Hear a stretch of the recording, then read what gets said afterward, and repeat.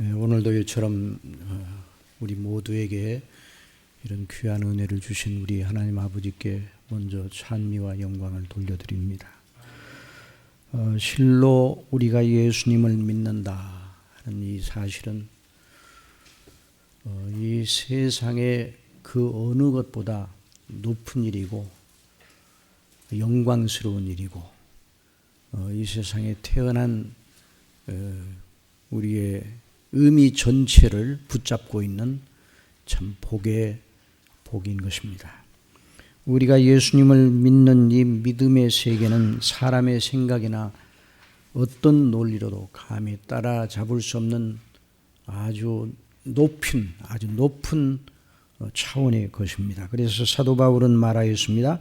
그러나 우리가 온전한 자들 중에는 지혜를 말하노니 이는 이 세상의 지혜가 아니요 또 이 세상에서 없어질 통치자들의 지혜도 아니요 오직 은밀한 가운데 있는 하나님의 지혜를 말하는 것으로서 곧 감추어졌던 것인데 하나님이 우리의 영광을 위하여 만세전에 미리 정하신 것이라. 이 지혜는 이 세대의 통치자들이 한 사람도 알지 못하였나니 만일 알았더라면 영광의 주를 십자가에 못 박지 아니하였으리라. 다 같이 읽으십시다. 기록된 바 하나님이 자기를 사랑하는 자들을 위하여 예비하신 모든 것은 눈으로 보지 못하고 귀로 듣지 못하고 사람의 마음으로 생각하지도 못하였다 함과 같으니라. 그러므로 우리가 우리 자신의 수준으로 우리 믿음의 세계를 이해하려거나 우리 자신의 도덕적이고 종교적인 의지로 믿음을 지키려 하는 것은 마치 전원이 뽑혀진 전자 그 기구에 스위치를 넣는 거나 마찬가지예요. 전원이 뽑혀져 있으면 안 되죠.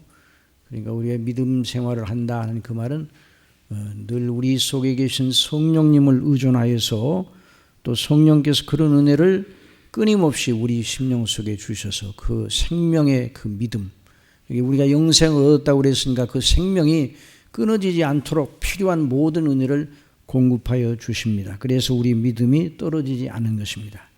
그래서 사도 바울은 이내 이렇게 표현하였습니다. 다 같이 읽으십시다. 오직 하나님이 성령으로 이것을 우리에게 보이셨으니 성령은 모든 것 곧 하나님의 깊은 것까지라도 통달하시느니라. 사람의 일을 사람의 속에 있는 영 외에 누가 알리요?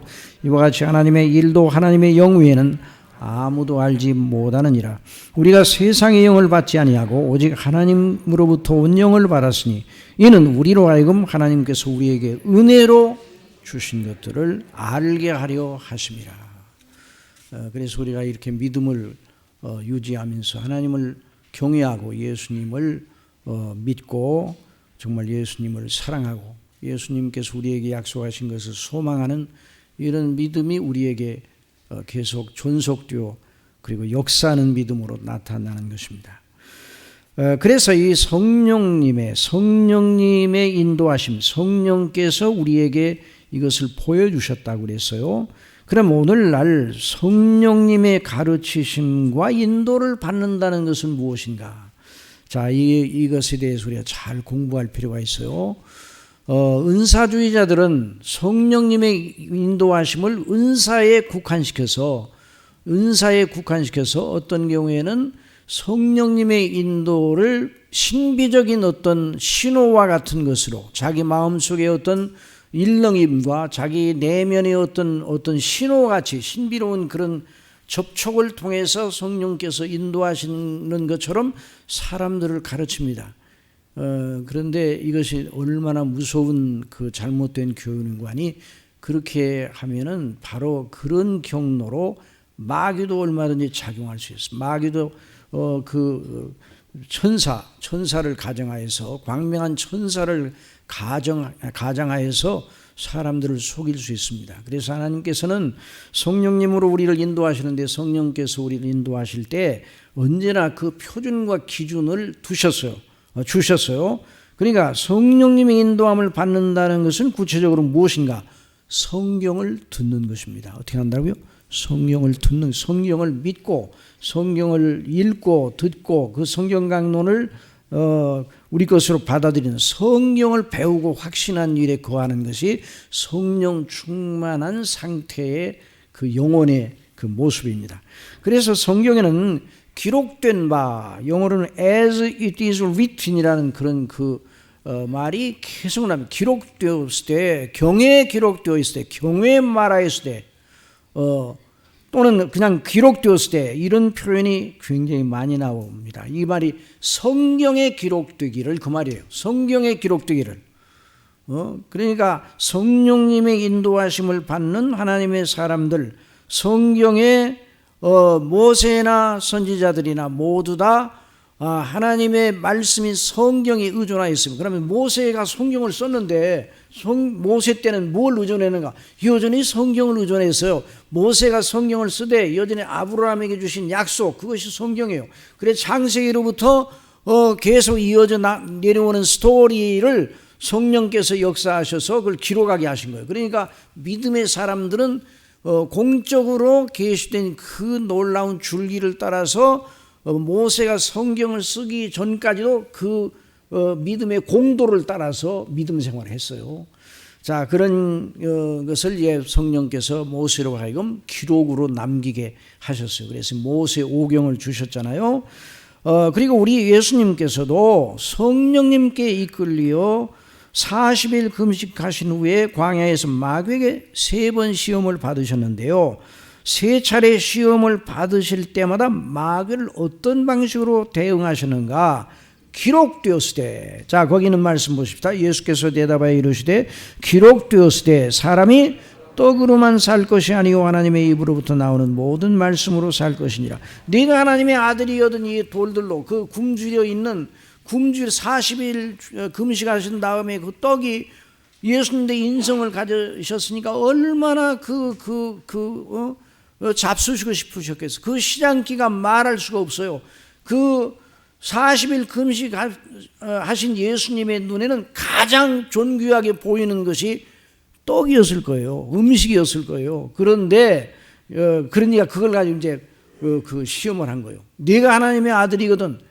네가 하나님이란 말이야. 그러면 이 돌들로 떡덩이를 만들어 먹으면 될 거 아니야. 한번 과시해봐. 이렇게 시험을 하였을 때 우리 예수님께서 기록되었을 때 성경에 이르기를, 그 말이에요. 성경에 이르기를 사람이 떡으로만 살 것이 아니요 하나님의 입으로부터 나오는 모든 말씀으로 살 것이니라 이렇게 말씀하셨어요.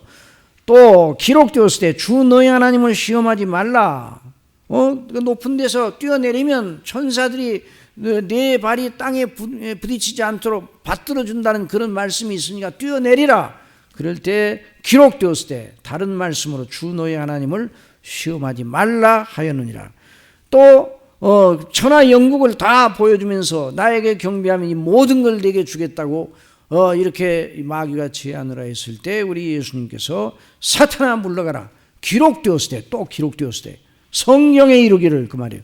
그러니까 참된 믿음의 사람은 성경에 이르기를 이 말을 제일 먼저 하는 사람이에요. 아시겠어요?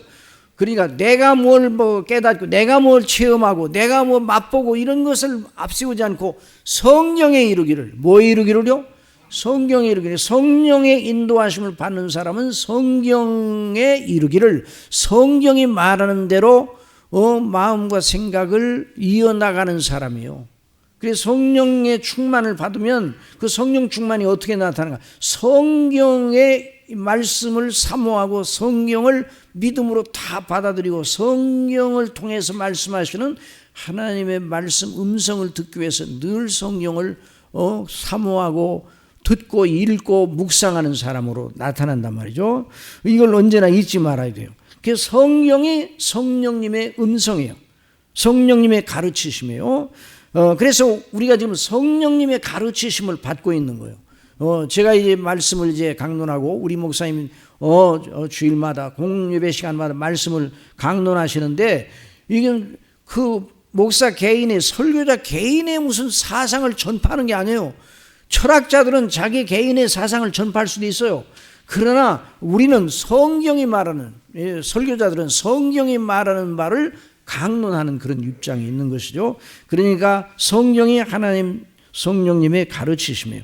그래서 모든 성경은 하나님의 감동으로 된 것으로 교훈과 책망과 바르게 함과 의로 교육하기에 유익하니, 또 베드로후서 1장 20절 먼저 할 것은 성경의 모든 예언, 모든 말씀, 그 예언의 말씀은 사사로이 불것이 아니니, 예언은 언제든지 사람의 뜻으로 낸 것이 아니요 오직 성령의 감동하심을 받은 사람들이 하나님께 받아 말한 것입니다.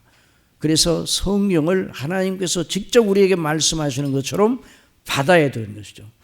자, 그래서 성경의 진정한 의미의 성령 충만은 성경에 기록된 진리 체계를 따라서 성삼위 하나님을 믿는 믿음을 가리키는 것이죠.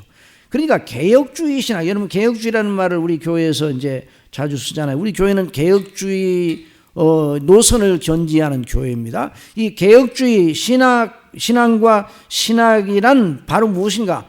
성경이 말하는 교훈 체계들을 교훈들을 체계화하고, 성경이 말하는 교리들, 그 교훈들을 체계화하고 집대성한 것을 따르는 걸 의미하는 거예요. 자, 이 성경을 우리에게 66권 성경을 주셨어요. 이 성경은 그 교리들로 가득 차 있어요. 그 교리들을 체계화시킨 것이 개혁주의 신학이에요. 그래, 개혁주의 신학은 하나님으로부터 나왔습니까? 사람으로부터 나왔습니까? 하나님으로부터 나왔어요. 교회사에서. 저는 개혁주의를 이렇게 정의하고 싶어요. 성경이 완결된 다음에 성경을 형성하는 과정 중에도 성령께서 관여하셨고, 성령께서 그 성경 기자들을 43명이 되는 성경 기자들을, 뭐 학자들마다 좀 다르긴 하지만 43명이 된단 말이에요. 그런데 그 성경 기자들 전체를 성령께서 주장하셔서 그렇게 기록하도록 감동하셨어요. 하나님께 받아 말하여 그들이 기록한 것입니다. 자, 그런데 이 개혁주의 신앙과 신학이라는 건 무언가니, 그 성경을, 성령께서 감동하여 기록하게 하신 그 성경을 교회사 동안에 성령께서 성경을 어떻게 믿어야 하고 어떻게 해석해야 하는지를 교회사의 과정을 통해서 가르쳐 주셨어요. 교회들을 통해서 가르쳐 주셨어요. 교회를 누가 세우셨어요?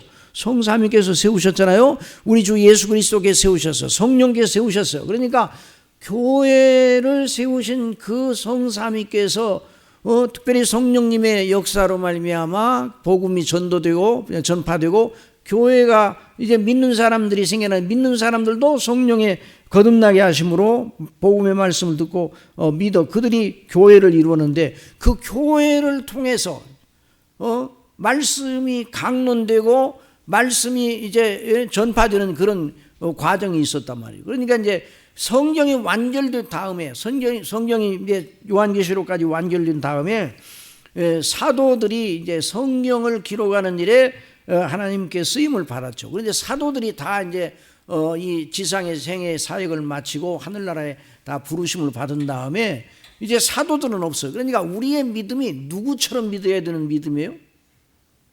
우리 믿음이. 그렇지, 사도들처럼 믿어야 돼요. 그래, 주에도 나옵니다만 거기 보세요. 우리 에베소서 2장 20절 다 같이 봅시다. 너희는 사도들과 선지자들의 터 위에 세우심을 입은 자라. 그러니까 사도들과 구약의 선지자들, 그러니까 이게 바로 성경이에요. 사도들과 선지자 터 위에 세우심을 입은 자라. 그리스도 예수께서 친히 모퉁이 돌이 되셨느니라. 그러니까 우리가 누구처럼 믿어야 돼요? 사도들처럼 믿어야 돼요. 사도들과 동일한 믿음을 가진 사람들이 구원 신앙인들이에요. 그래서 개혁주의는 사도들이 가르친 것을, 사도들이 가르친 그 복음에다가 뭘 플러스한 것이, 플러스라고 하면 안 되니까 플러스. 우리 목사의 아들이 아버지 플러스라고 그러지 말고 플러스라고 하는데, 플러스한 것이 아니라, 더한 것이 아니에요. 개혁주의는 성경에다 뭘 더한 것이 아니라 성경이 말하는 바를 풀어 체계화한 것이 개혁주의인데, 누가 그렇게 하셨다고요? 성령께서 그렇게 하셨어요. 성령께서 어떻게 하셨는가? 성령께서 주의 사랑하는 사도들을 세우신 성령께서 이제 사도들로 하여금 성경을 기록하게 하시고 그 성경을 이제 완결하게 하시고 요한계시록까지 완결하게 하신 다음에 여기다 더해도 안 되고 빼도 안 된다. 딱 못을 박아 놓으셨어요. 그런 다음에 그 성경을 어떻게 믿어야 되는지 어떻게 풀어야 되는지 해석해야 되는지를 가르쳐 주셨어요. 속 사도들, 사도의 뒤를 이은 그 주의 종들, 각 교회 이 설교자들을 세우셔서 또 그 다음에 이제 교부들을 세우고, 그래서 이 교사의 과정을 통해서 성경이 뭘 말하는가를 가르쳐 주시는 성령님의 역사가 있었어요. 그런데 교회사의 과정 중에 성령님의 역사가 있었던 것만이 아니에요. 교회사의 과정 중에 성경을 가지고 성령께서 가르치시는 것과는 다르게 마귀도 유사품, 모조품을 만들어내 가지고 성경대로 믿지 못하게 하는 좋은 체계를 들고 일어났어요. 그래서 시대마다 교회가 누구와 싸워야 하는 거예요? 이단들과 싸워야 돼요. 그래서 초대교회부터 벌써 사도시대에 이단이 일어나서 적그리스도가 일어났다고 그래서 요한 사도가 요한일서에서, 그러니까 이런 치열한 공방이 있었어요. 치열한 공방 가운데 어느 것이 하나님의 뜻인가를 어떻게 그 성경을 해석해야 되는가를 아주 치열하게 싸웠어요. 그래서 그 교훈 체계를 위해서 치열하게 싸우고 피를 흘리고 순교자, 이 교리를 지키기 위해서 순교자들이 나타났단 말이에요. 그래서 순교는 교리를 지키기 위한 투쟁의 과정이에요. 순교는 뭐예요? 성경이 말하는 대로 사도를 통해 증거된 대로 믿는 믿음을 견지하기 때문에 너 믿음만 버리면 살려줄게. 그래도 우리는 절대로 그 믿음을 버릴 수 없다. 그래서 순교를 당한 거 아니에요? 그러니까 이 교리 체계를 위해서 순교를 당했어요. 그러니까 개혁주의는 성령께서 가르쳐 주시는 이 성령의 교리 체계인데, 이를 위하여 교회사 속에 피나는 그 논쟁과 그 논박과 아주 엄청난 영적 싸움을 통해서 이제 정돈되는 것이 교리예요. 그러니까 이 교리, 개혁주의 교리를요, 개혁주의 교리를 우리가 개인적인 누구의 그 취향에 따라 나온 게 아니에요. 그래 웨스트민스터 신앙고백을 우리가 성경을 총괄한 것으로 믿느냐? 우리 교회에서 목사님들을 세우실 때나 또 이제 장로님들이나 또 집사님들, 권사님들 세우실 때 이제 선을 이제 서약을 하라고 그러잖아요. 웨스트민스터 성경은 하나님의 말씀으로 확실히 믿느냐? 그리고 이 웨스트민스터 신앙고백이 성경을 바르게 풀어낸 표준 문서로 믿느냐, 성경을 총괄하는 것을 믿느냐, 그런 그 서약 질문을 해요. 그래서 예라고 대답을 해야 이제 일꾼으로 세우는 거예요. 그러니까 이 교리 체계, 교리 하나하나는 개인적인 사견이 아니란 말이죠. 그래서 벌써 사도 바울을 통해 너희는 교회를 말하는 거예요. 성도들로 이루어진, 너희는 사도들과 선지자들이 터 위에 세우심을 입은 자라. 이 구원받을 만한 신앙 가진 자들, 그리스도 예수께서 친히 모퉁이 돌이 되셨느니라. 택한 백성들의 믿음은 바로 이 믿음이에요. 택한 백성들을 구원하실 때 그 믿음을 갖게 하셔서 구원하시는 거예요. 택한 백성들을 구원하실 때 그 그리스도의 십자가의 피로서 택한 백성들의 죄를 대속하셨고, 성령께서 그 피로 택한 백성들 한 사람 한 사람에게 역사하셔서 그 피의 효력을 가지고 적용하셔서 구원하시는데, 거기에 교리가 있단 말이에요. 교리를 통해 믿는 도리를 따라서 예수님을 믿도록 그렇게 하셔서 구원을 하시는 분이 말이에요. 성령님이세요. 그래서 성삼위께서 오늘도 믿음으로 말미암아 죄 사함을 주시고 의롭다 하시는데요, 이 놀라운 하나님의 구원의 역사가 오늘 어떻게 일어나는가? 하나님의 말씀, 복음 증거를 통해서, 그러니까 개혁주의 교리 체계를 통해서, 오늘날로 말하면 개혁주의 교리 체계, 성경을 바르게 다 체계화한 체계를 믿음으로 말미암아, 그러니까 교리 체계가 누구에 대해서 말하는 거예요? 성부와 성자와 성령, 성삼위 하나님과 그 뜻과 그 행사에 대해서 말하는 게 교리예요. 어떤 양반들은 교리를 교리는 몰라도 성경은 알면 돼. 안 돼. 이런 양반들이 있어요. 성경을 알아야 되죠. 그러면 성경을 어떻게 알아요? 성경을 그냥 읽으면 안 돼요. 읽어야 되죠. 읽기는 있는데 그 성경을 읽으면 여러분 혼자 성경을 읽으면 성경 다 깨달을 수 있어요? 사도행전 8장에 보면 에티오피아에서 온 에티오피아의 그 국가의 재정부 장관이 우리나라면 경제기원 장관이 국고를 맡은 자가 그런데 그 사람이 내신데 그 오순절에 그 하나님을 경외하는 사람이 있어 왔다가 다시 돌아가는 길에 성령께서 빌립을 보내셔서 가서 예수 그리스도를 증거하라고 가서 달려가라 그래가지고 가니까 병거를 타고 지금으로 말하면 병거니까 지금으로 말하면 아주 그냥 전봇 제뜨기를 타고 가는 거예요. 여객기를 타고 그러니까 대단한 거예요. 그때 병거를 타고 가는데 타고 가는 그 길목이 거기 예루살렘에서 그 에티오피아 그 병거를 타고 왔으니까 먼 길이에요. 짧은 길이에요. 먼 길이지 멀고 먼 길이 얼마나 걸리는지 모르겠어요. 내 계산은 안 해봐서 모르는데 맨날 걸렸을 거 아니에요. 그런데 가면서 그냥 구경만 가지 않고 그 사람 심령 속에 하나님을 경외하는 마음을 주셔서 성경을 읽고 있어. 성경을 읽는 자는 복이 있도다. 성경을 읽고 있어요. 틈만 나면 성경을 읽어. 아니 틈을 내서 성경을 읽어. 이 사람은 복이 있어요. 성경을 읽어. 그러니까 무슨 내시가 복이 있어요, 복이 없어요. 복 있는 사람이요. 그런데 읽는 건 이사야의 글을 이사야 53편을 읽고 있어요. 그러니까 이제 빌립이 가서 읽는 것을 깨닫습니까? 물으니까 아이고 지도하는 이가 없이 어떻게 깨달았습니까? 그래서 여기서 말하는 이게 이사야를 가리키는 거예요, 아니면 다른 누구를 가리키는 거예요. 그래서 그 말씀을 시작으로 해서 예수 그리스도를 증거하여 예수 그리스도를 믿게 되어 그 사람 바로 세례를 받잖아요. 그러니까 놀라운 그러니까 지도하는 이가 없으니 어찌 깨달으리요 그랬어요. 그러니까 그 빌립이 가서 그 성경을 풀어 그 예수 그리스도를 증거했잖아요. 그러니까 그게 바로 예수 그리스도에 관한 성경의 교리를 증거한 거예요. 그러니까 그가 예수님을 영접하고 예수님을 믿음으로 구원을 받는 놀라운 일이 있었어요. 그러니까 오늘날 우리의 믿음이라는 건 이 교리 체계를 가지고 믿는 거예요. 성경이 말하는 교리 체계. 어떤 양반들이 이런 양반들이 있어요. 아이고 삼위일체라는 그 말이 성경에 있어요? 삼위일체 교리는 받아들일 수가 없어요. 그 하나님 믿으십니까? 아니 하나님 믿죠. 어떻게 믿어요? 성경에 있잖아요. 그럼 예수님 믿으세요? 예수님 믿죠. 성경에 있잖아요. 성령님도 믿으세요? 믿죠. 성경에 있잖아요. 그런데 삼위일체라는 말은 어디 있어요? 삼위일체라는 말이 있어요, 없어요? 삼위일체 그렇게 한번 검색을 해봐요. 그 말이 나와요?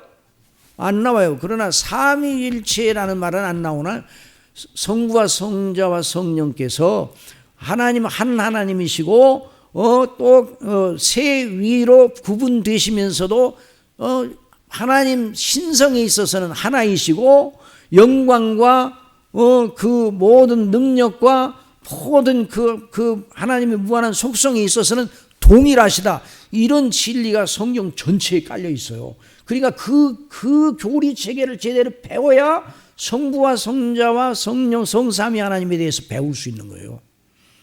그러니까 성경은 믿지만은 교리는 안 믿겠다 그러는 것은 그 앞뒤가 맞지 않은 이야기예요. 그냥 자기 혼자 성경을 읽고 본대로 느낀 대로 믿으면 되는 게 아니에요. 어떤 양반이 있어요. 성경을 혼자 내가 연구를 해야 되겠다 그래가지고 800번 읽어요. 800번. 대단해요, 대단치 않아요. 대단해요, 대단치 않아요. 대단하지. 800번 읽다니. 근데 800번을 읽으면 이게 제대로 성경이 말하는 바를 제대로 알겠는가?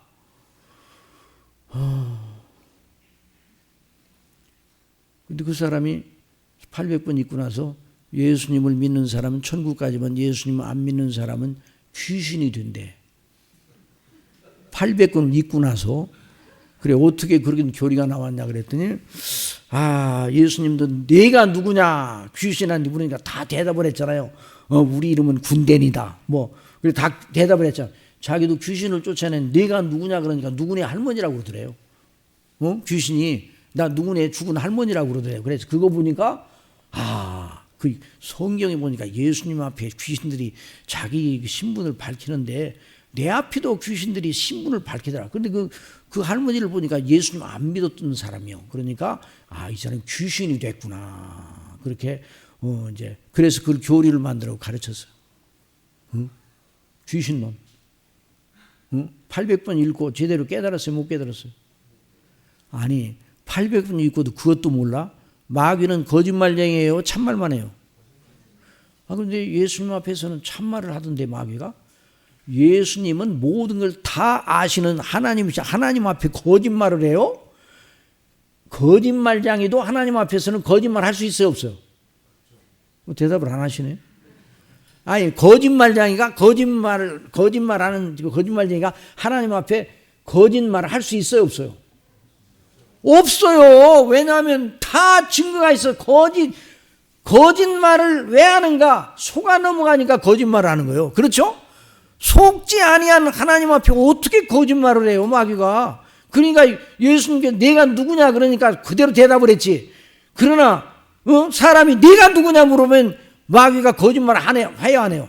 그래 마귀 말을 듣고 교리를 만들어요. 그래 성경 800번 읽어가지고. 그러니까 자기 혼자 신학이요. 어디 갔더니 어떤 양반이 그러더래. 여러분 저 산에 내려가거든 산 집회를 하는데 여러분 집에 있거든 집에 있는 책들을 다 불살르세요. 왜 그래요? 그냥 그런 거 보지 말고 성경만 봐요. 근데 목사님들 상대로 해서 강의하는 어떤 양반이 그러니까 성경만 읽으면 되지 다른 책들을 참고할 필요가 없어요. 성경을 읽고 성령이 인도하시면 받으면 된다 그러더래요. 그 사람은 굉장한 사람이에요? 위험한 사람이에요? 위험한 사람이에요? 아주 잘못된 사람이에요? 여러분 우리가 혼자 성경을 혼자 틀고 혼자 판다고 그래가지고 성경을 제대로 이해할 수 있는 게 아니에요. 우리도 배워야 돼요. 어떻게 한다고요? 자, 사도 바울이 배우고 확신한 일에 거하라. 내가 네에서 배운 걸 알며 그랬죠. 하나님께서 하나님의 말씀 성경을 배우는 그 질서를 주셨어요. 그 디모데는 누구한테 배웠어요? 디모데에게 표현. 내가 네게서 배운 것을 알며. 누구로부터 배워야 참 복음을 알아요? 그 사도 시대에 누구로부터 배워야? 누구로부터 배워야 참 복음을 알아요? 누구로부터 알아요? 그 대답 안 하면 이제 그 대답할 때까지 누구로부터 배워야 돼요? 지금까지 배웠잖아요. 누구로부터 배워요? 사도 시대 그 성도들은 사도들로부터 배워요. 디모데는 누구한테 배워요? 그러면 사도는 누구한테 배워요? 사도 바울은 누구한테 배웠어요? 예수님께 배웠지. 예수님께. 그렇죠? 그리고 성령님의 인도와 가르치심을 받아서. 그래서 사도들이 증거한 복음이 아니면 다 가짜요. 그러니까 개혁주의는 종교개혁은 없었던 것을 붙이기에 종교개혁이 아니에요. 원래 참 하나님의 복음으로 돌아간 게 종교개혁이에요. 아시겠어요?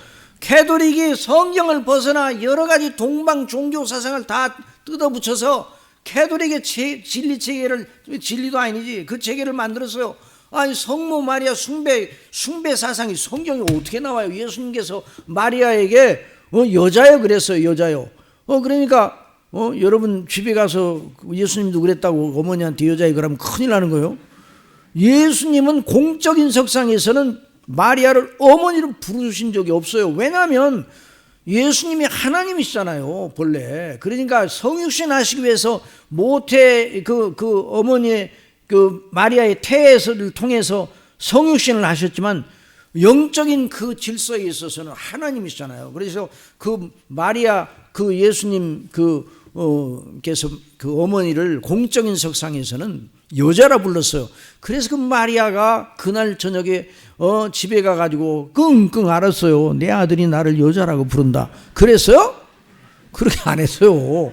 벌써 마리아는 벌써 그걸 다 알고 있었어요. 그리고 마리아가 성령으로 예수님을 잉태되었, 그러니까 마리아는 처음부터 예수님을 믿고 주로 섬겼던 사람이에요. 그러니까 아무런 서운한 감정이 없어요. 돌아가실 때 해가지고 어머니 이름 한번 불러야 되겠다. 그래서 십자가에서 못 박혀서 어머니 그렇게 해야 마땅하잖아요. 아니요, 여자요.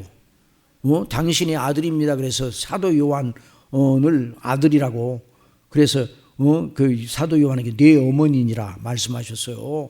그렇게 그래서 이런 질서, 그래서 예수님을 통해서 사도들이 부르심을 받고 사도들이 직접 예수님께 배운 사람들이에요.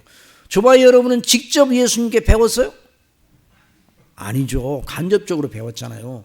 그러니까 영적인 질서를 잘 알아야 돼요. 그러니까 예수님, 그래서 예수님께서는 하나님 아버지께 배웠어요. 그래, 하나님 아버지의 말씀이 구약 성경이잖아요. 그래, 구약 성경대로 예수님은 증거하셨고 행하셨어요. 그리고 예수님께서는 사도들을 세우셔서 당신의 증인으로 세우셨어요. 오직 성령이 너에게 임하시면 너희가 권능을 받고 예루살렘과 온 유대와 사마리아 땅 끝까지 이르러 내 증인이 되리라, 이런 말씀을 하셨어요. 그래서 사도들이 증거한 대로 예수님을 믿어야 돼요. 그래서 사도들이 증거했고 그 사도들의 증거대로 각 교회에 세우심을 받은 설교자들을 주셨어요. 그래서 사도들이 이제 하늘나라에 간 다음에도 사도에게서 배운 대로, 곧 성경의 기록이 신약 성경의 기록이 사도의 증거예요. 사도들이 그렇게 설교했어요. 사도들이 어떻게 설교하는가? 신약 성경에 나와 있는 게 사도들이 설교한 내용이에요. 그래서 사도들의 설교 그 자체가 하나님 말씀이란 말이죠. 그런 질서를 하나님께서 주셨어요. 그래서 우리가 지금 공부하는 건 그 놀라운 그 체계를 지금 공부하는 거예요. 우리 목사님께서 출애굽기를 강론하실 때도 언제나 사도의 교훈의 체계를 언제나 기준으로 삼아서 그리스도를 증거하시잖아요. 그러니까 우리가 늘 그 말씀이, 그러니까 사람의 말이 아니란 말이에요. 하나님의 말씀이란 말이에요. 이걸 우리가 언제나 잊지 말아요. 개혁주의의 체계는 성경에 기록된 대로 믿되 성령께서 교회사의 과정을 통해서 가르쳐 주신, 그래서 지금 이제 우리가 20세기에 태어났잖아요. 20세기에 태어난 우리가 참 복이 있는 건 교회사 속에서 정돈된 체계가 있잖아요. 그 체계대로 믿으니까 우리가 믿음의 길에서 방황하거나 헷갈릴 필요가 없어요. 우리는 성경이 말하는 대로, 성경이 말하는 바를 제대로 교훈 체계를 만들어, 이제 뒤에도 또 나와요. 그러니까 우리가 이걸 아주 잘 배워야 돼요. 그래서 우리 개혁주의라는 것이 무엇인가 하는 걸 그래서 말씀드렸어요. 자, 그래서 우리가 시편 73편을 통해서 이제 그러니까 이 시편 기자, 이 아삽이라는 사람이 있었는데, 시편 기자도 우리가 믿는 것과 좀 달랐어요? 같았어요? 우리가 믿는 거예요. 근데 그 당시에는 그림자와 예표로 보여준 걸 따라서 그리스도 안에서 이루실 하나님의 거룩한 이 속량의 은혜를 내다보고 믿었어요. 우리는 이미 이루어진 그것을 믿는 거예요. 그러니까 하나님의 말씀은 하나님의 행사는 아직 이루어지지 않았더라도 작정이 되면 이루어진 거나 마찬가지예요. 그렇죠? 하나님 완전하시니까. 그러니까 구약 시대의 성도들이나 신약 시대 이후의 성도들이나 우리나 동일한 믿음과 동일한 구원을 받은 거예요. 그래서 우리가 시편 73편 기자가 시험 받는 그것을 우리가 보면 우리나 똑같아요, 달라요? 시험 받는 게 똑같잖아요. 그래서 이제 우리가 그걸 배우는 거예요. 자, 오늘은 이제 회복의 영성. 그래서 이제 이 시편 기자가 시험 받았다가 다시 회복하였어요. 시편 73편 기자는 시험에 들었다가 회복하여 믿음의 정당성, 믿음에 대한 확신을 다시 더 견고하게 했습니다. 그래서 그걸 본문으로 나타내고 있어요. 그런데 그의 믿음의 진보, 여기서 다시 또 우리가 또 이제 강조할 부분이 있어요. 믿음의 진보는 이전에 몰랐던 것을 새롭게 알았다는 것이 아니에요. 내 이런 시험을 겪고 났더니 이전까지는 까맣게 몰랐는데 새로운 것을 알았어, 그런 게 아니라 이미 믿고 알았던 것의 귀중성을 더 깊이 알게 됐다, 그 말이에요. 자, 이건 매우 중요합니다. 그러므로 믿음의 진보와 성경은, 믿음의 진보와 성장, 영적 성장은 하나님과 그리스도를 아는 지식 안에 더 깊이 안착하는 것이라고 할 수 있어요. 처음 예수님 믿는 사람의 예수님이나 30년 동안 예수님을 믿는 사람의 예수님이라 동일하잖아요. 동일하죠. 어제나 오늘의 예수님은 동일해요. 그러니까 처음 예수님을 믿을 때 그 믿는 예수님이나 몇십 년 뒤에 그 믿는 예수님이나 영원토록 그 예수님이 동일한 예수님이에요. 그런데 영적 진보와 성장은 그분이 누군가를 더 깊이 알아가는 그런 과정이죠. 그래서 골로새 2장 6절 다 같이 봅시다. 시작. 그러므로 너희가 그리스도 예수를 주로 받았으니 그 안에서 행하되, 그 안에 어떻게 하라고요?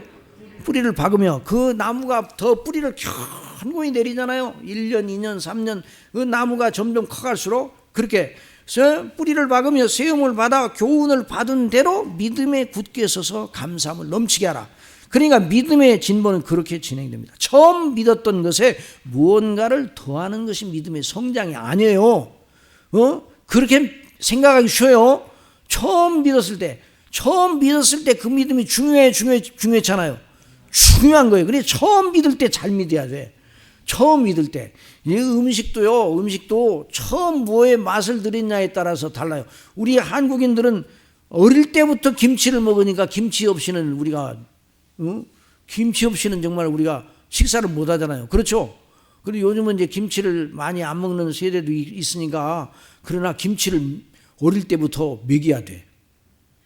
자꾸만 이유식 같은 거 중심으로 먹으면 패스트푸드로 팍 나갈 수가 있어요. 그러니까 어릴 때부터 김치도 먹이고 된장도 말아주고 청국장도 말아주고 그렇게 해야 돼요. 입맛이 어릴 때부터 매우 중요한 거예요. 그런데 이 믿음, 여러분 야쿠르트 있죠? 야쿠르트. 우리나라의 유산균 우유에 유산균으로 해갖고 발효유 있잖아요. 발효유의 대명사는 야쿠르트요. 왜? 한국 야쿠르트 여기 다니는 사람이 있으면 양해라고. 그 야쿠르트가 처음 우리나라 사람들에게 시판이 됐단 말이죠. 그래서 그 이름은 야쿠르트. 그래서 야쿠르트가 기준이 됐어. 그 유산균의 맛이. 그런데 사실은 진짜 유산균은 떠먹는 거라는 걸, 제가 이제 장충교회 부목사 때 거기 이제 수련회를 하는데, 거기 서울대학의 생물학 교수님이 대학부 부장님이에요. 그 양반이 그러대. 목사님, 그게 야쿠르트, 그게 진짜 요구르트가 아니라, 유산균이 아니라, 원래 유산균 발효에는 떠먹는 겁니다. 그러니까 그 떠먹는 거예요. 떠먹는 게 더 맛있어요? 야쿠르트가 더 맛있어요? 진짜는 떠먹는 건데, 야쿠르트가 여전히. 왜? 첫맛을 그렇게 들었으니까. 그 믿음에 있어서도 이게 참 그래 중요한 거예요. 어느 교회에서 믿음을 시작했느냐에 따라서 그 믿음의 행로가 여러 가지 아주 다른 경우가 많아요. 그러니까 개혁주의 신학을 어릴 때부터 배운 사람은 절대로 다른 것에 빠지잖아요. 그런데 어디 갔다가 은사주의에 빠졌던 사람이 개혁주의를 배우려면요, 누가 그래요? 우리 교회 어느 목사님 그래요. 우리 교회 성도님들은 내 설교를 들으며 이전과는 다르다고. 거기에 이제 그 전에 있던 목사님이 계신 그 목사님은 개혁주의 입장에서 가르치지 않은 목사님인데, 개혁주의를 가르치니까 뇌수술 받는 것 같다고 그러는데, 성도들이 뇌수술 받는 거. 그러니까 이 성경이 말하는 대로 믿음을 견지한다는 게. 그런데 이제 처음부터 개혁주의를 시작한 사람은요, 그게 당연히 그렇게 믿어야 되는 게 아니에요. 부족한 사람도 첫 번째, 제가 예수님 전도받고 교회를 나가야 되잖아요. 교회를 나가야 되고, 어느 교회를 나가야 되는 몰랐다고요. 그때는 모르고. 그런데 이제 우리 집에서 제일 가까운 교회로 나가야 됐어. 근데 우리 교회에서 제일 가까운 교회로 나가니까 바로 그 교회가 개혁주의 교회 안암제일교회예요. 그래서 저는 개혁주의라는 말을 처음 들었을 때 나는 별다른 건 줄 알았어요. 그래도 우리 교회에 처음 제가 받았던 그 교훈 체계가 바로 개혁주의야.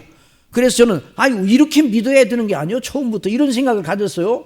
그런데 어떤 양반들은 예수님을 믿기는 믿는데 여기저기 갔다가 그 개혁주의를 다시 배우려니까 너무너무 힘들어요. 그러나 개혁주의를 다시 배워서 정립을 하니까 이제 믿음이 견고히 서서 있다. 그래서 너무 감사하다 이런 분들이 많고, 또 이 개혁주의 설교연구원에 보면은 목사님들이 이제 계속 나와서 이제 세미나를 하는데, 어떤 양반들 다른 교파에 있다가 아예 신학교를 다시 가. 다른 교파 목사님인데 신학교를 다시 가가지고 개혁주의를 배워가지고 그 목회를 하는 그런 분들도 있어요. 자, 그러니까 이게 참 얼마나 이게 중요한지. 그래서 이 정통교회 정통교회 전하는 메시지를 바로 들어야 된다 이 말이죠. 그래 진리를 더 깊고 더 넓고 더 높게 알아가는 거예요. 그 똑같은 진리로요. 믿음 없는 사람이 그래서 정통교회에서 전해지는 메시지를 들으면 너희 교회 목사님은 늘 같은 메시지만 전하고 진보가 없다고 하기 십상해요. 우리 교회 김태슬 목사님이 주일마다 전하는 설교가 다릅니까? 같습니까? 대답을 안 하시는. 같지요. 늘 결국 누구를 전해요? 예수 그리스도를 믿음으로 말미암아 구원받고 우리가 은혜로 구원받은 것을 전하잖아요. 왜 구원받은 우리가 마땅히 우리가 믿음으로 어떻게 행해야 될까? 그걸 달마다 배우잖아요. 어느 게 제가 옛날에 한번 말씀드렸는데, 못 들은 분들이 좀 있는 것 같아요. 다시 한번 또 들어봐요. 그 집사님이 계신데 믿음이 좋은 집사님이요. 그런데 남편은 약사인데, 여보 교회 나갑시다 그래도 안 나가요. 그래서 이제 그 집사님이, 그 부인 집사님이 이제 지혜를 써서 꾀를 한번 냈어요. 그 어느 날은 아주 저녁상을 아주 잘 차렸어요. 저녁상을 그래서 이제 저녁상을 잘 차리니까, 오늘 무슨 날이에요? 오늘 이렇게 저녁이 이렇게 이거 반찬이 많고 걸어요. 잘 잡수시라고 그래놓고 이제 잘 잡수시고 나서 소원 하나가 있다고 그러죠. 그 무슨 소원이냐? 그 소원 얘기하려고 나한테 오늘 저녁을 잘 차려줬구만. 그래서 무슨 소원이냐? 내 더도 말고 4번만 우리 교회, 한 달 동안만 우리 교회 주일 낮 예배만 참석하면 안 되겠어요? 그리고 남편이 가만히 생각하니까 오늘 저녁도 잘 먹고 그랬는데 안 된다고 하기도 못하고, 하기야 뭐 그렇게 당신이 그렇게 소원이라면 내 딱 4번에 4번 한 달만요. 내가 한 달만 참석해요. 그래서 이제 참석하기 시작했어요. 4번. 놀라운 일이 아니에요. 교회라면 아주 그냥 전혀 생각지 못하는 사람이 4번을 참석한다고 약속했으니까 일단 하여튼 제1단계는 성공해요. 그래서 그 집사님은 너무 감사하고 기도를 하면서 저희 말씀을 듣는 동안에 그 심령이 변화되어 예수님을 정말로 믿는 사람이 됐으면 좋겠다고 막 기도했을 거 아니에요. 그러고 이제 그 4번 한 달이 지났어요. 그래서 그 남편의 입에서 무슨 얘기가 나오느냐, 이게 대단히 중요하잖아요. 드디어 이제 주일날 갔다 와서 이제 저녁을 먹는 자리에서, 그런데 당신네 교회 목사님은 맨날 똑같은 말만 하더라. 그 교회 목사님, 그 집사님 교회 목사님이 좋아요, 안 좋아요? 그렇다고 해서 목사님이 똑같은 원고를 가지고 앵무새 마냥 맨날 똑같은 말만 했다는 말은 아니될 거 아니에요. 그냥 잘 들었어요, 잘못 들었어요? 잘 들었네요. 정말 잘 들었어요. 그렇죠? 맨날 다른 얘기 하더라. 지난주 설교한 거하고 이번 주 설교한 거고 이게 매개 이상하게, 지난주는 이쪽이 동쪽이라고 하더니 이번 주에는 또 저쪽이 동쪽이라고 그러네. 이렇게 말했으면은 그 목사님이 왔다 갔다 하더라 그랬을 거 아니에요. 그런데 당신 교회 목사님은 4번 내 다 들었는데 4번 똑같은 말씀만 하던데. 그 목사님이 바른 목사입니다. 바른 복음만 증거하니까 어디서 시작해서 어떤 본문을 가지고 증거하더라도 바로 그 예수님을 바르게 증거하는 거 아니에요? 사도의 증언대로, 바로의 성경대로. 그래서 이제 그렇게 하고 있는데 이제 이민을 이제 옛날 이민들 많이 갔잖아요. 이민을 가시게 돼. 나중에 들어보니까 그 이민을 가게 되면 그래서 우리나라 민족이 그래도 하나님이 은혜를 주시고 복을 주신 거예요. 독일 사람들은 미국 이민 오면 엔지니어 기계를 가져오고, 일본 사람들이 미국 이민 오면 트랜지스터를 가져오고, 우리 한국인들이 이민 오면 교회를 가지고 온다. 이런 별명이 붙을 정도로. 그래서 이민 사회에서 나름대로 그 생활을 하려면 교회를 나가야 된다. 그래가지고 교회를 나갔어. 그 양반이 네 번 그 목사님을 통해서 복음을 들었잖아요. 그래서 그 교회, 이민교회 나가서 은혜를 받고, 그 복음 전도를 받은 상태에서 받고 나중에 신실한 교회의 일꾼이 되었어요. 아멘이죠. 이 놀라운 역사가 일어났어요.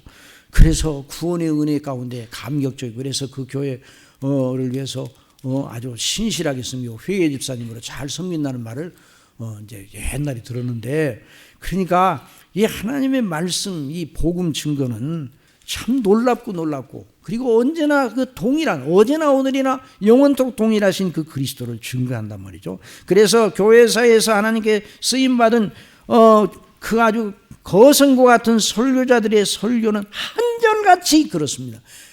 칼빈 목사님의 설교나 조나단 에드워드 목사님의 설교나 존 오웬 목사님, 또 청교도 목사님들, 존 프라벨, 또 조지 휘필드, 스펄전, 로이드 존 목사님 책 읽어봐요.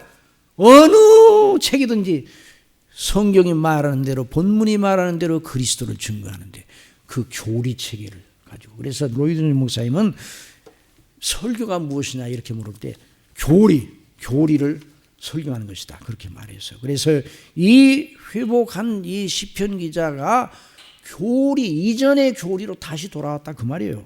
자, 그래서 이 복음은 너무너무 단순한 것이죠. 자, 디모데전서 1장 15절 다 같이 읽으세요. 이쁘다 모든 사람이 받을 만한 이 말이요, 그리스도 예수께서 죄인을 구원하시려고 세상에 임하셨다 하였도다. 이 단순해, 죄인 중에 내가 괴수니라. 그러나 이 단순해 보이고 간단해 보이는 사도의 전한 복음의 메시지는 우주 전체보다 크고 그 효력이 영원합니다. 그 진리가 모든 것을 판단하는 절대 기준이 됩니다. 그 복음 진리에 대하여 내가 누구냐가, 그 복음 진리에 대해 내가 누구냐, 그것이 나의 영원한 운명을 통째로 결정하는 거예요. 여러분, 복음에 대하여, 예수님께 대하여 여러분이 누구냐가 여러분 통째로 영원한 운명 전체를 바꿔버리는 거예요. 여러분 믿습니까? 우리가 구원받았다는 걸 그걸 말하는 거예요. 자, 그래서 사도 바울은 언제나 그 설교의 중심을 어디다 두었는가? 고린도전서 2장 2절 시작. 내가 너희 중에서 예수 그리스도와 그가 십자가에 못 박히신 것 외에는 아무것도 아니하기로 작정하였습니다. 그 복음의 이치를 제대로 알고 그 능력을 맛본 사람이 다른 교훈에 무슨 좋은 것이 있을까 하고 두리번거릴 이유가 없어요. 그리스도의 대속의 은혜의 비밀이 뭔가를 알고 그것이 얼마나 영원한 걸 아는 사람이, 구원의 영광이 얼마나 큰 것을 아는 사람이 왜 다른 걸 전하겠어요? 다른 걸 전하려고 두리번거릴 필요가 없어요. 어떤 양반들은 그런 양반이죠. 뭘 전하지? 뭘 전해? 성경에 있는 그대로 전해요. 그러면 성경에 있는 걸 전하지만 성경만 전하면 돼요. 그래서 성경만 전하면 되지. 그럼 뭘 전해요? 성경을 안 전하고 다른 거 전하면 처음에는 재미있다고 그래요. 조금만 들으면요, 아이고 목사님 그건 신문에도 나고요, 다른 책에서도 볼 수 있어요, 이런다고요.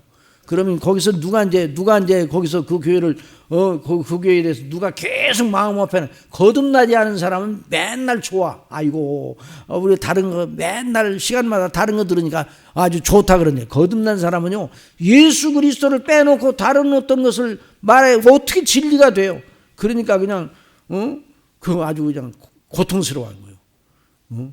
그래서 우리가 사도가 한 대로 예수 그리스도와 그의 십자가에 못 박히신 것 외에는 아무것도 알지 않기로 작정하였다. 그러니까 처음 예수님을 믿을 때와 똑같은 것, 처음 받은 것을, 처음 들은 걸 지켜야 돼요. 자, 요한일서 2장 24절 시작. 너희는 처음부터 들은 것을 너희 안에 거하게 하라. 처음부터 들은 것이 너희 안에 거하면 너희가 아들의 안과 아버지 안에 거하리라. 그러니까 이 시편 기자가 다시 회복했다는 말은 뭐예요? 처음 것으로 돌아갔다. 이제까지 믿어왔던 것으로 다시 돌아갔다 그 말이에요. 아시겠어요? 그러니까 얼마나 놀라워요. 자, 근데 그 고린도전서 15장 1절 다 같이 읽어보세요. 시작. 형제들아, 내가 너희에게 전한 복음을 너희에게 알게 하노니. 여기 알게 하노니라는 말은 내가 너희로 하여금 상기하게 한다 그 말이에요. 내가 너희에게 전했던 복음, 이전에 전했던 그 복음을 상기하게 한다. 왜 이런 말을 했는가 하니 그 고린도 교회에 부활을 부인하는 사람들이 있었어요. 그 나쁜 선생들이 들어와가지고 여러 사람을 유혹하고 있었어요. 그래서 너희들이 어떤 복음을 우리로부터 들었느냐 그걸 상기하게 한다 그 말이에요. 이는 너희가 이미 받은 것이요 또 그 가운데 선 것이라. 너희가 만일 내가 전한 그 말을 굳게 지키고 이전에 전했던 그 말을 굳게 지키고 헛되이 믿지 아니하였으면 그로 말미암아 구원을 받으리라. 그러니까 언제나 처음부터 들은 것. 자, 요한 2서 1장 6절 다 같이 시작. 또 사랑은 이것이니 우리가 그 계명을 쫓아 행하는 것이요 계명은 이것이니 너희가 처음부터 들은 바와 같이 그 가운데서 행하라 하시며. 그러니까 시편 기자의 각성, 믿음의 회복은 영적 각성을 내포합니다. 처음 믿을 때에도 영적 대각성이 그 속에 있었습니다. 그러나 이제 시험에 들었다가 벗어나게 하시는 하나님의 은혜 속에 영적으로 각성하고 신앙 양심의 가책을 의식하고 그래서 다시 이전으로 돌아가는 것이. 그런데 영적 각성을 할 때 자기가 어떤 잘못을 저지르는가를 알고 있죠. 내 마음이 산란하여 내 양심이 찔렸나이다. 이전 성경에는 내 마음이 산란하여 내 심장이 찔렸나이다. 큰일 날 뻔하였다. 내가 이 은혜를 받고 이런 어리석은 일에 내가 처했다. 그래 복음의 은혜로 구원받고 영생하니 하나님의 자녀로 하나님 나라를 상속한 그 영광과 행복을 가진 자로서 악인이 세상에서 형통하는 것을 보고 시기하는 일은 그걸 어디다가 비추어 말할 거예요. 얼마나 부끄러운 일이에요. 마치 장차 나라의 임금이 될 왕세자가 어느 신하의 아들이 입은 비단 옷이 탐이 나서 시기하면 그게 되겠어요, 안 되겠어요? 그거보다 더 못한 일이에요. 그래서 시편 기자는 자기를 향해 내가 이같이 우매무지함으로 주 앞에 누구라고 그랬어요? 짐승이었구나 그랬어요. 시편 기자가 각성을 할 때 내가 짐승보다 못한 짓을 했구나 내가 이런 각성을 했어요. 그러니까 우리가 시험 받은 다음에 시험 벗어난 다음에 아이고 내 시험 받았었네, 아이고 내가 좀 잘못했구나 이렇게 하면 안 돼요. 시험 받았던 그 일이 너무너무 부끄러운 일로 생각을 해야 돼요. 그래서 영적 각성을 하는 거예요. 그래서 다시 그 믿음을 새롭게 하시는 하나님의 은혜를 더 높이고 높이는 대로 나아가야 된단 말이에요. 믿음의 고백을 그래서 새롭게 했어요. 그러나 그는 그 자책에 머물지는 않았어요. 그제도 말씀드렸지만 자책에 머물러 그것을 영성으로 생각하면 안 돼요. 자책에 머무르지 말고 자책을 하면서 자기를 자꾸만 내가 잘못했다고 나는 정말 나쁜 놈이야 그러면서 자꾸만 자기를 자책만 하는 데서 머무르면요 결국 그것도 자기의야. 자기의. 그러니까 이건 잘못된 거예요. 그러니까 그리스도를 붙잡아야 돼요. 자, 성령님으로 말미암은 하나님께 대한 참된 의견, 예수님께 대한 참된 믿음으로 이어져야 됩니다. 그 참된 회복의 영성은 항상 예수 그리스도와 그 속량의 은혜 안에 다시 서는 것을 의미하는 거예요. 자, 그러면서 고백을 합니다. 자, 다 같이 내가 항상 주와 함께하니 주께서 내 오른손을 붙드셨나이다. 그랬어요. 자, 이런 말을 어떻게 이렇게 뻔뻔스럽게 할 수가 있는가 이런 생각을 할 수가 있어요. 왜냐하면 시험 받았을 때는 자기가 하나님의 손 놨어요, 안 놨어요? 하나님의 손을 놓고 세상에 향해서 손을 뻗치려고 했던 거 아니에요? 그런데 어떻게 이런 말을 이렇게 무슨 염치를 가져도 이런 말을 할 수가 있는가 이런 생각을 하지만 믿음을 다시 회복하면요. 내가 연약하고 시험받고 있을 때도 하나님께서 내 오른손을 붙들고 계셨구나 이런 말이에요. 그러니까 얼마나 놀라운 말이에요. 그러니까 그 고백이에요. 우리가 시험에 빠져 악을 행하면 여전히 하나님께서 우리의 손을 놓으신 것이 아니에요. 내가 시험에 빠져서 잘못된 길 탈선을 한 것이지 여전히 주님은 내 손을 붙들어요, 안 붙들어요? 붙들고 계세요. 주님께서 가끔 놓으실 때도 있어요, 없어요? 아니 그래도 가끔 한번 우리를 갖다 훈련하시라고 다 놓으실 때가 있어요, 없어요? 있지. 놓으실 때가 이게 버려두시는 것처럼 보일 때가 있잖아요. 그때는 우리를 잠깐 놓은 거예요? 아니에요. 여전히 붙들고 계세요. 우리를 훈련하실 때도 오른손으로 우리를 딱 붙들고 계세요. 언제까지 하나님께서 우리 손을 안 놔요? 영원까지. 그러지 말아야 돼요. 우리가 훈련받아도 징계를 받아도 여전히 사랑의 손은 절대 놓지 아니하시는 분이에요. 그래서 우리가 이런 은혜를 언제나 인식해요. 그래서 이 시편 기자가 그 은혜를 다시 인식하여 고백하고 있는 거예요. 참된 믿음은 이처럼 하나님의 보장이 영원한 항시성 안에 있습니다. 성사님의 하나님께서 우리의 악함과 연약에도 불구하고 우리를 선택하시어 그리스도가 그 십자가의 도로 구원하시고 자녀 삼으신 걸 후회하시는 적이 있어요, 없어요? 너 그럴 줄 몰랐다. 그렇게 후회하시는 적이 없어요. 하나님은 이미 우리가 어느 정도 수준인가를 이미 다 하셨어요. 그래 넘어져도 하나님께서는 정말 기대 이상이네 이렇게 후회하지 않으세요. 우리 자신은 스스로 육신대로 하면 반드시 넘어지게 되었다는 걸 하나님 알고 계셔요. 그래 후회하지 않으십니다. 우리가 악하게 굴 때에도 자녀인 우리를 버리지 않으시고 여전히 우리와 함께 하십니다. 그러니까 우리가 마음대로 할 수 있죠? 그러면 또 안 된다 이번. 그와 함께 하시는 하나님의 은혜에도 불구하고 죄를 짓다니. 그러니까 이 말도 안 되는 은혜를 우리가 입고 있는데 죄를 짓는다. 이게 어울리지 않는 일이란 말이에요. 은혜가 없는 사람이 죄를 짓는 건 자연스러운 일이지만, 그러니까 이걸 언제나 인식해야 돼요. 그래서 영원한 성삼위 안에 보장 안에 있는 성도가 시험받아 세상을 사랑하여 범죄하는 대로 기울어지는 것 같이 누추한 것이 세상에 없는 거예요. 그래서 시편 기자 나는 주님 앞에 짐승이었습니다 이렇게 말하는 거예요. 그래서 하나님께서는 창세에 우리를 미리 다 아시고 우리를 택하셔서 그 전능하신 과 사랑으로 본질상 진노의 자녀인 우리를 아시고도 우리를 택하시어 죄에서 영원히 구원하려 그 뜻을 정하신 것 아닙니까? 그리고 하나님 아버지께서 우리의 연약과 허물과 모순된 행동에 대하여 실망하여 돌아서거나 후회하지 않으시고, 그래서 우리의 모든 죄짐을 다 예수님께 맡기시고 예수님께서 우리의 그 모든 죄를 다 짊어지시고 십자가에서 못 박혀 우리가 영원히 받을 진노를 다 받아내신 거예요. 그런데 어떻게 후회를 하셔요?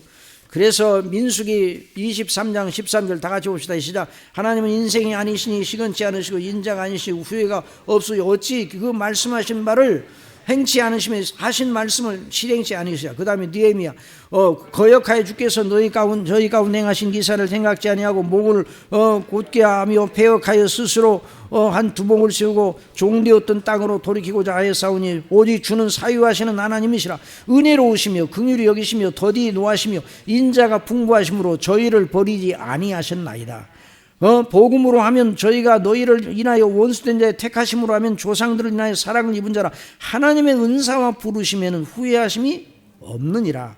너희가 전에 하나님께 순종하지 아니하더니 이스라엘에 순종치 아니하므로 이제 긍휼을 입었느니라. 우리의 연약과 실수와 허물이 아무리 커도 죽기까지 하나님을 사랑하시고 우리를 사랑하시어 우리 위하여 죽으신 그리스도 우리 주님 안에 있는 하나님의 긍휼과 사랑은 모든 걸 감싸기에 충분합니다. 율법이 가입받는 범죄를 더하게 하려 하는 것이라. 그러나 죄가 더한 곳에 어떻게 은혜는 더욱 넘쳤나니 이는 죄가 사망 안에서 왕노릇한 것 같이 은혜도 또한 의로 말미암아 왕노릇하여 우리 주 예수 그리스도로 말미암아 영생에 이르게 하려 함이니라. 그러니까 어떤 사람도 예수님 믿음으로 말미암아 구원받지 못할 사람이 없어요. 믿음만 가지면. 그러니까 믿음은 모든 것이 아니고 택함 받은 백성들에게 것이지만, 그러나 이것이 우리로 하여금 전도하는 일을 더디게 하는 게 아니에요. 오히려 이 택함의 놀라운 그 진리는 담대하게 전도할 마음을 우리에게 주시는 거예요. 왜냐하면 예수 그리스도를 믿어 구원받을 사람이라면 그가 반드시 이 복음을 듣고 언젠가는 돌아오리라. 그러니까 그 사람에 대한 끈을 놓지 아니하고 계속 기도할 수 있는 거예요. 그래서 시편 130편 여호와여 주께서 죄악을 감찰하실 때 주여 누가 서리까? 그러나 사유하시면 주께 있으면 주를 경외케 하심이니이다.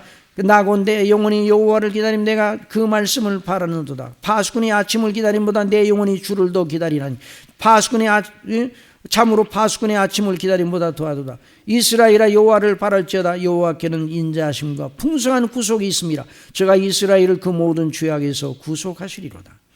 그래서 이렇게 믿음으로 다시 그 시험으로부터 회복한 사람은 다시 하늘에 대한 소망을 견지하는 사람으로 나타납니다. 아시겠습니까? 하늘에 대한 소망을 다시 한번 더 뚜렷이 하는 거예요. 우리의 그 목표는 목표지는 어디예요? 우리의 목적지는 어디예요? 하늘 아버지의 집이에요. 어디라고요? 하늘 아버지의 집이에요. 우리의 본향이에요. 우리의 돌아갈 본향이에요. 여러분 여행객들의 최종 목표지는 어디예요? 여행객들. 여기 이제 집에서 가가지고 이제 해외 여행을 가잖아요. 그 해외 여행을 가는 사람들이 목표지는 어디냐고요? 아, 그것도 몰라요? 해외 여행자들이 목표는 어디예요? 넌센스 퀴즈가 아니에요. 이건 진짜예요. 해외 여행자들의 목표는 어디예요?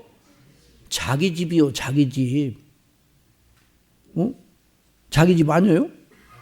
해외 여행 가가지고 그냥 다시는 안 돌아와요? 해외 여행 간 사람의 목표지는 어디라고요? 자기 집이에요, 자기 집. 그래서 미국에서 오신 목사님, 이제 아침 식사를 하다가, 목사님 축하드립니다. 그랬더니 그 목사님이, 예? 나한테 축하한다고요? 그래. 목사님 오늘 댁으로 가시잖아요. 그랬더니 깔깔대고 웃었어요. 그렇죠. 우리의 목표지는 어디예요? 영적인 순례자의 목표지는 어디라고요? 하늘에 있는 아버지의 집이에요. 아시겠어요? 그래야 그래요. 아, 근데 왜 이렇게 생소한 것처럼 들어요, 그래? 하늘 아버지 집이 우리 목표예요. 아이고, 하늘 아버지 집에 이제, 아이고, 하늘 아버지 집에 이제 내가 도착하게 되었네. 아이고, 이제 나는 가게 되었네. 이게 슬픔만 하면 안 되고, 우리가 하나님께 부르심을 받을 때 기다리고 기다리던 아버지의 집에 내가 가게 되었다니, 그래야 돼요. 로이드 목사님이 돌아가시기 전에, 그분도 이제 암이 걸리셔가지고 1968년이니까 우리나라는 만 70세 될 때에 69세, 만 69세, 우리나라 나이로 70대 될 때 이제 은퇴를 하시고, 그로부터 13년 동안 지상에 계시다가 하늘나라 가셨는데, 이제 가시기 전에 자녀들이 더 연명을 하려고 연명 치료를 하니까 목사님이 말려서 가지 말아라. 왜? 지금 어디로 가야 돼요? 그렇게 고대한 아버지의 집에 빨리 가고 싶으셔서 연명치료를 하지 말아라. 그렇게 하셨다는. 그러니까 저와 여러분의 본향은 어디라고요?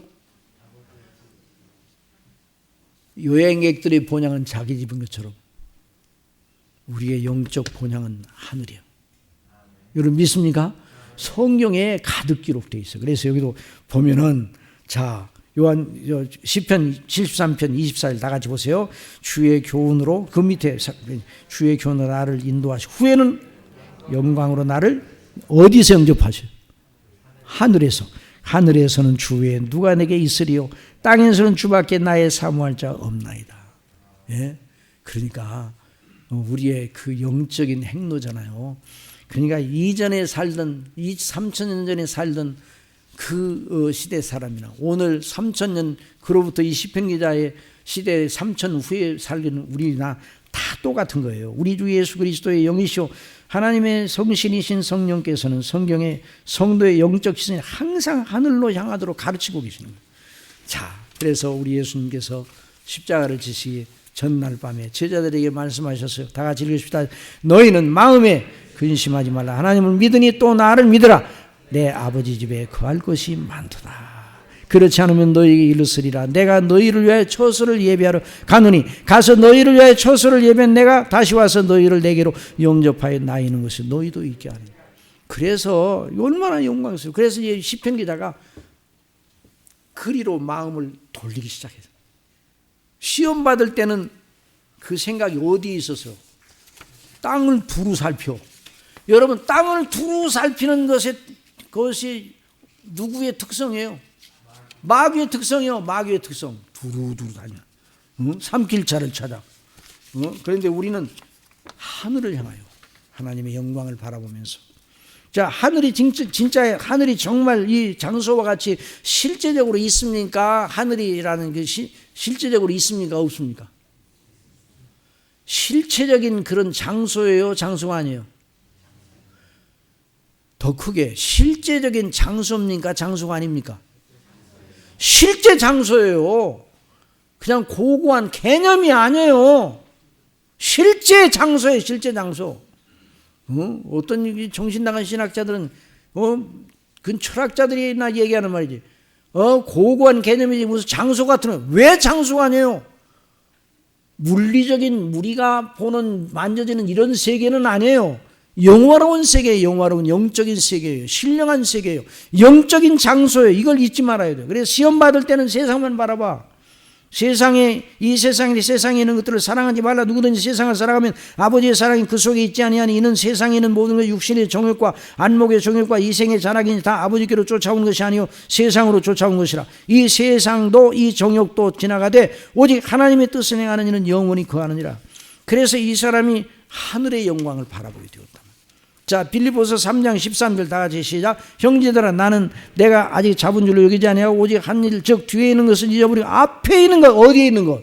하늘에 있는 목표, 표대를 향하여 그리스도 예수 안에서 하나님이 위해서 부르신 부름의 상을 위하여 쫓아가노라.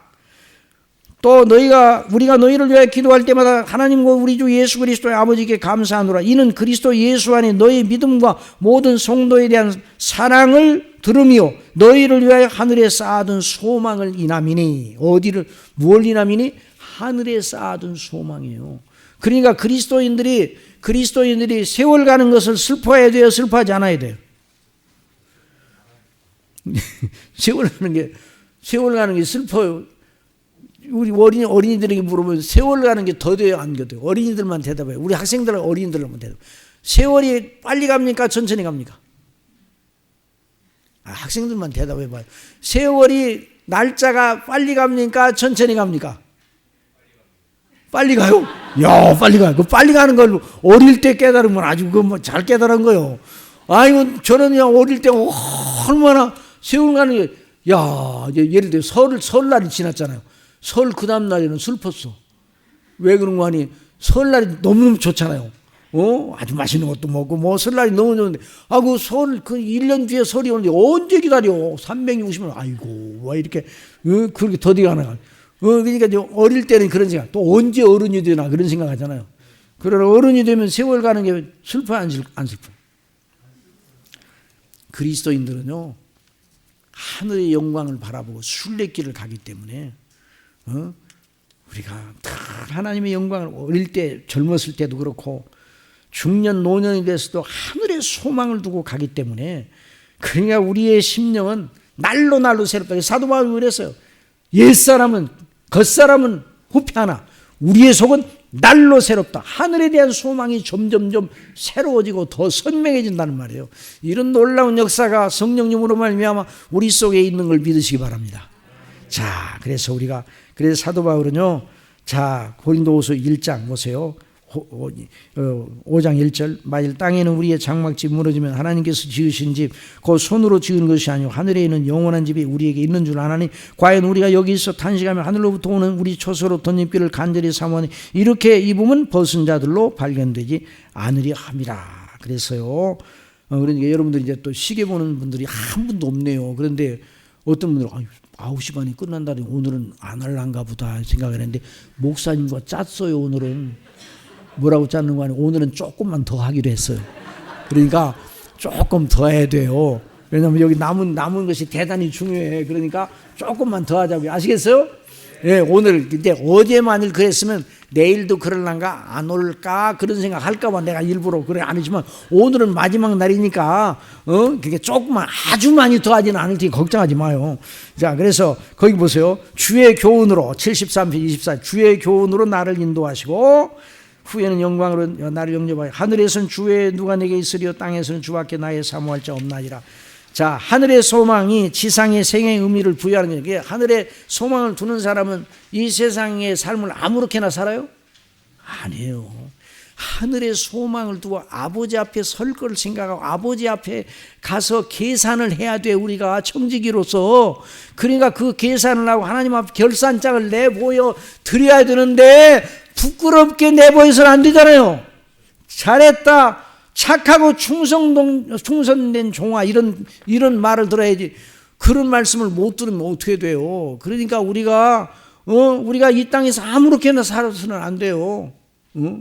저나 여러분이나 마찬가지. 저나 여러분이나 주어진 이 하루하루의 날들이 얼마나 금쪽 같은 날들인지 몰라요. 하나님의 영광을 위해서. 그러니까 귀중하게 하려고 살아야 돼요. 그래서 하늘의 소망을 두는 사람처럼 진하게 사는 사람이 없어요. 어떤 사람들 그래요. 아유 뭐 그렇게만 살면 뭐 무슨 재미로 해요. 무슨 재미냐. 우리는 세상 재미로 사는 게 아니에요. 하나님과 교제하는 그 영광, 그 하나님의 나라와 이름을 위해서, 그래서 우리가 섬기면서 하나님의 영광을 위해서 살아가잖아요. 그래서 하루하루 하나님 앞에서 은혜를 받으면서 우리가 깨면 먼저 아버지의 이름을 부르잖아요. 우리 주님의 이름을 부르는 거 아니에요? 아버지, 주님의 은혜 속에 또 이렇게 지난 밤 지켜주시고 보호해 주시고 새날을 주셨습니다. 오늘 하루도 주의 영광을 위해서 사는 한 날이 되게 하여 주시기 바랍니다. 이렇게 시작을 하잖아요. 그러니까 우리가 이 세상에 있을 때, 그런데 어떤 사람들은 믿는다고 하면서 정반대로 사는 사람도 있어요. 그건 다 이단들. 그 구원 받았다고 스스로 말하지만 그 구원을 의심해야 돼. 그런 하나님의 은혜로 구원 받았다고 하면서 정반대로 살아.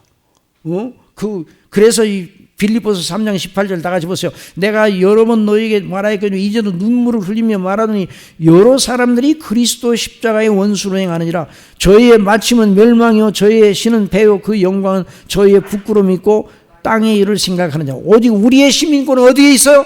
하늘에 있어요. 그래서 거기로서 구원하는 자 곧 예수 그리스도를 기다리는, 그러니 마음대로 살 수가 없어요. 그가 만물을 자기에게 복종하시게 하실 수 있는 자의 역사로 우리의 낮은 몸을 자기의 몸, 영광의 몸의 형체와 같이 변케 하시리라. 그러므로 모든 악독과 모든 괴율과 의식과 외식과 시기와 모든 비방하는 말을 버리고 갓난 아이들같이 순전하고 신령한 저절 사모하라. 이는 이로 말미암아 너희로 구원에 이르도록 자라게 하리 함이라. 이미 구원받았는데 더 성화의 구원을 이루고 영화로운 구원을 소망하면서 오직 너희는 택하신 족속이요. 참 놀랍잖아요. 이 말씀이. 왕같은 제사장들이요 거룩한 나라요 그의 소유된 백성이. 이는 너희를 어두운 데서 불러내어 그의 기한 밑에 들어가게 하신 자의 아름다운 덕을 선전하게 하려는 것이라. 너희가 전에는 백성이 아니더니 이제는 하나님의 백성이, 전에는 긍휼을 얻지 못하여 이제는 긍휼을 얻은 자니라. 사랑하는 자들아 나그네와 행 같은 너희를 권하노니 영혼을 거스려 싸우는 육체의 정욕을 제하라. 너희가 이방인 중에서 생시를 선하게 가져 너희를 악행한다고 비방하는 자들로 하여금 너희의 선한 일을 보고 권고하시는 날에 하나님께 영광을 돌리게 하려 함이라 그랬어요. 그러니까 주의 교훈으로 나를 인도하시고 후에는 영광으로 나를 영접하신다고 그랬는데 어제도 말씀을 드린 것처럼 성소에 나아갈 때 내가 깨닫게 되었다고 그랬는데 이제 성소는 교회라고 그랬죠. 여기 주의 교훈으로 나를 인도하신다는 말을 잘 이 교회와 관련해서 들어야 돼요. 자, 주의 교훈으로 인도하신다는 말씀이 개별적으로 성도들을 다루시는 방식을 전혀 배제한 것은 아닙니다. 뭐 믿음은 또 개별적인 특성을 가지고 있어요. 그럼에도 여전히 공적인 교훈 방식을 강조하고 있는 거예요. 여러분, 사도와 동일한 믿음을 가져야 되겠죠. 모든 택한 백성들의 믿음은 동일합니까? 좀 다릅니까? 동일해요. 얼굴은, 우리의 얼굴과 개성은 좀 차이가 있어요. 그러나 영적인 특성은 동일한 거예요. 우리가 그리스도의 형상을 닮으면 우리 얼굴이 공장에서 찍어낸 것처럼 똑같을까요? 똑같지 않을까요? 우리가 그리스도의 형상을 받으면, 그리스도의 형상을 본받으면 우리가 모든 사람이 그리스도의 형상을 본받는다, 얼굴이 똑같아질까요? 아니에요. 우리의 개별성은 영원합니다. 아시겠어요?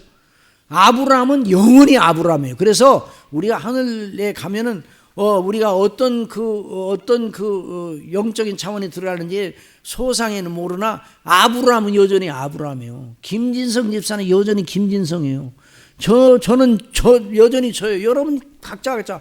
그러니까 다윗은 여전히 다윗이고 바울은 바울이지 영원토록. 그럼에도 불구하고 동일한 그리스도의 형상을 본받았어요. 하나님을 기뻐하고 하나님께 순종하고 하나님으로 영화롭게 된, 하나님을 생각할 때, 하나님을 섬길 때 기쁨이 충만한 그런 어떤 특성은 똑같은 거예요.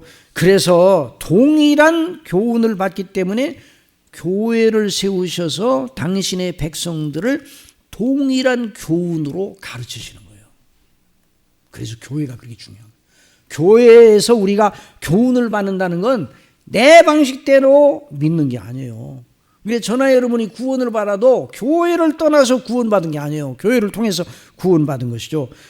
그래서 택하신 백성들을 가르치시고 구원하시고 다루시는 성삼위 하나님 방식을 함축하는 거예요. 실로 그리스도께서 누구를 위해서 죽으셨나? 교회를 위해서 죽으셨어요.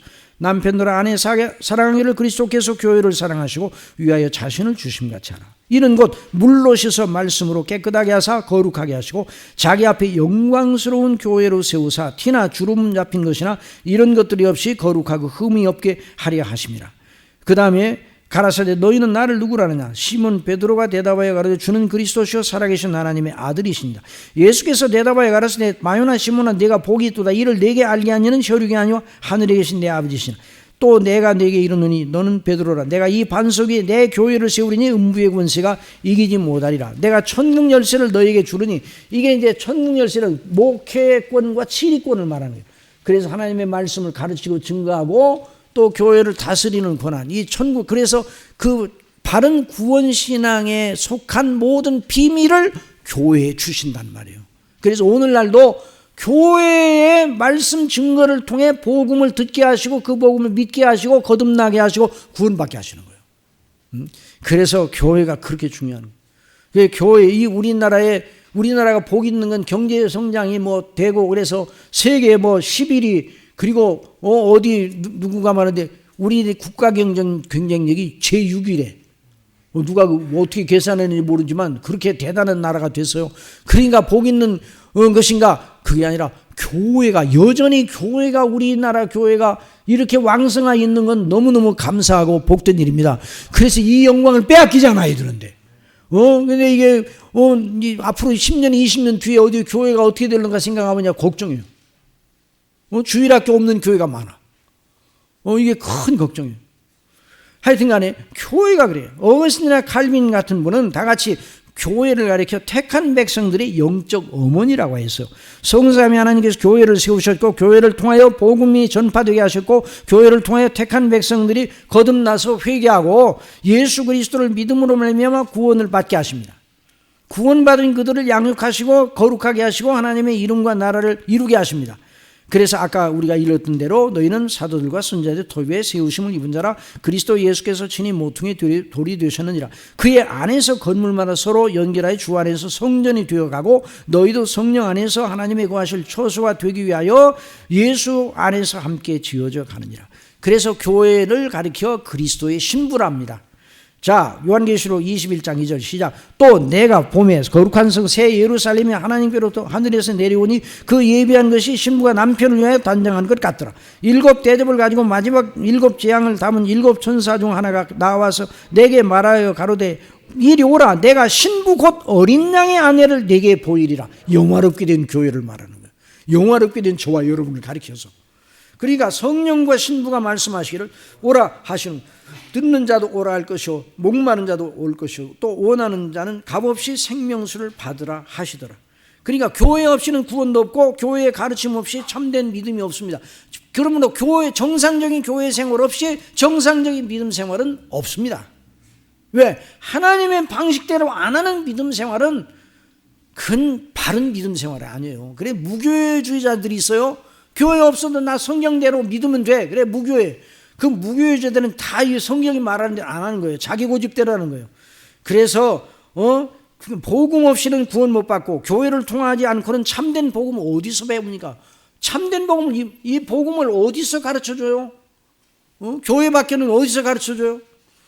그래 구원의 길을 교회에 맡기는. 그래서 물론 죽음에서 병상에서 구주를 받아 구원받는 자도 있습니다. 그러나 그도 교회를 통하여 먼저 구원받아 말씀으로 양육받은 사람의 전도를 받고 있으니 여전히 그도 교회를 통해서 복음을 듣고 있는 거예요. 이단의 특성은 뭔가 이 하나님이 세우신 정통 기성교회를 멸시하게 합니다. 경멸합니다. 또 교회가 사람이 모여 있으니까 여러분 교회는 본질적 죄인들로 모여있는 게가 바로 교회거든요. 그러니까 사람이 연약한 게 드러나요, 안 드러나요?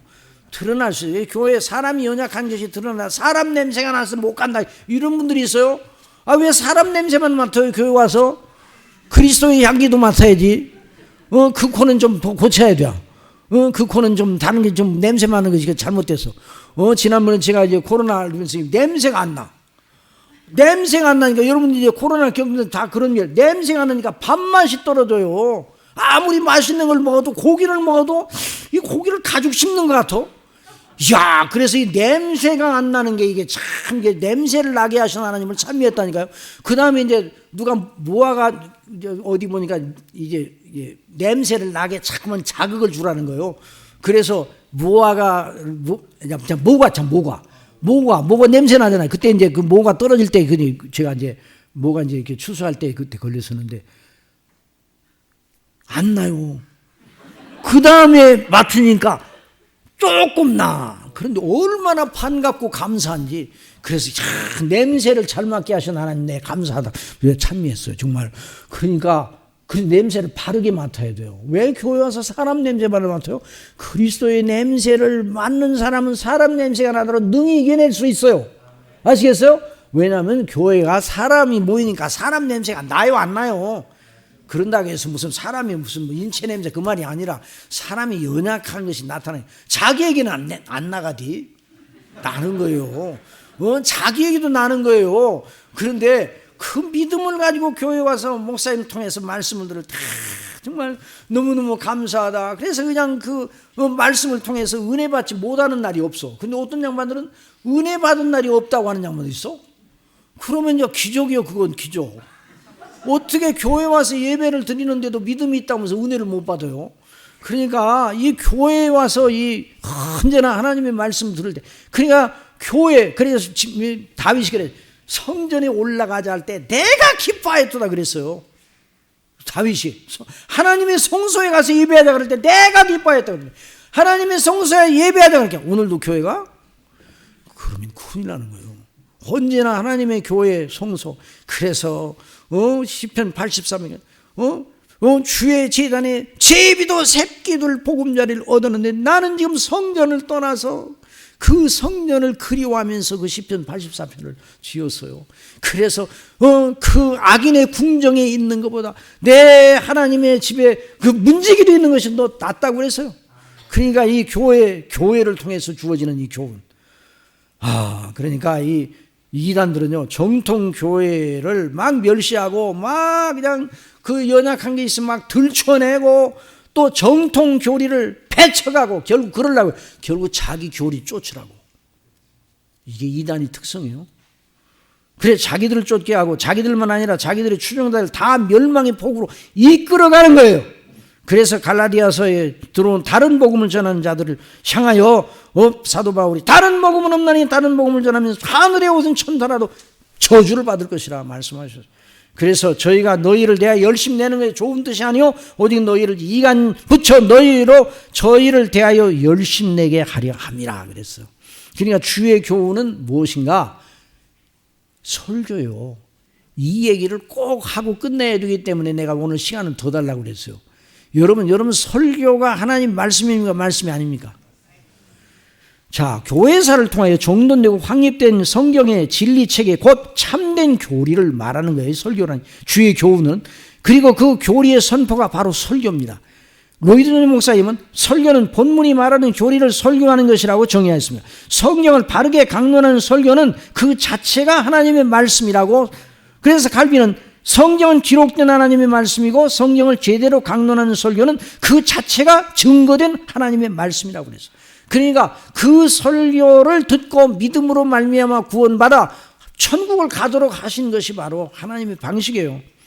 개혁주의 정통신앙자들은 한결같이 바른 설교 없이는 구원도 없다는 그런 온전한 확신을 가지고 공유하였어요. 그래서 사도 바울은 로마서 6장에서 복음의 교리를 설교하는 걸 가리키며 이렇게 말하였습니다. 우리 다 같이 봅시다. 하나님께 감사하여 너희에게 본래 죄의 종이더니 너희에게 전하여 준 바 교훈의 본을 마음으로 순종하여. 여기 복음 하나님의 말씀 이렇게 바꿔 써도 상관이 없는 대목이에요. 그런데 왜 교훈의 본이라고 그러는가? 그 설교를 말해요. 설교라는 그 교훈의 체계를 가지고 사도가 증거하는 것을 통해서 이제 구원을 받게 했어요. 그래서 죄에게서 해방되어 의에게 종이 되었느니라. 또 데살로니가 2장 13절 이러므로 우리가 하나님께 쉬지 않고 감사하면 너희가 우리에게 들은 바 하나님의 말씀 곧 설교를 받을 때 그 말이에요. 하나님의 사람의 말로 받지 아니하고 하나님의 말씀으로 받으니 진실로 그러하다. 이 말씀이 또한 너희 믿는 자 속에서 역사하느니라. 사도 바울이 말하는 우리에게 들은 바 하나님의 말씀은 바로 설교로 전해진 복음의 교리를 말하는 거예요.